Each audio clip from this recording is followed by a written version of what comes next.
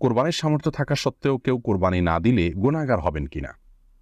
উত্তর হলো, কোরবানির সামর্থ্য না থাকা সত্ত্বেও যদি কোরবানি না দেন তাহলে তিনি গুনাহগার হবেন। ইমাম আবু হানিফা রাহিমাহুল্লাহ তাঁর মত অনুযায়ী যেটিকে ফলো করে আমাদের দেশের বেশিরভাগ উলামা একরাম।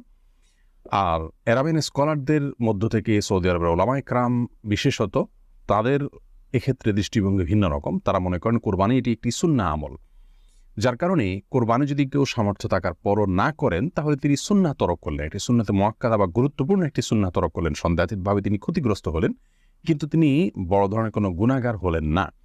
যেমনটি আমাদের উলামা একরাম মনে করেন ওয়াজিব তরক করার গুনাহগার হবেন সামর্থ্যবান ব্যক্তি কোরবানি না দিলে।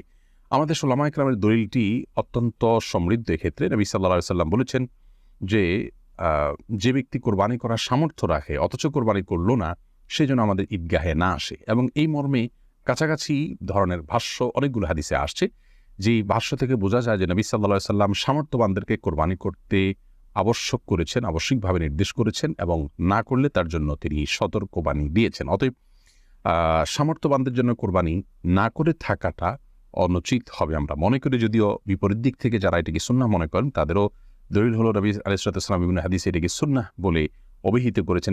ইব্রাহিম আলাইহিস সালামের সুন্নাহ বলেছেন, তো সেই জায়গা থেকে তারা এটিকে সুন্নাহ বলেন।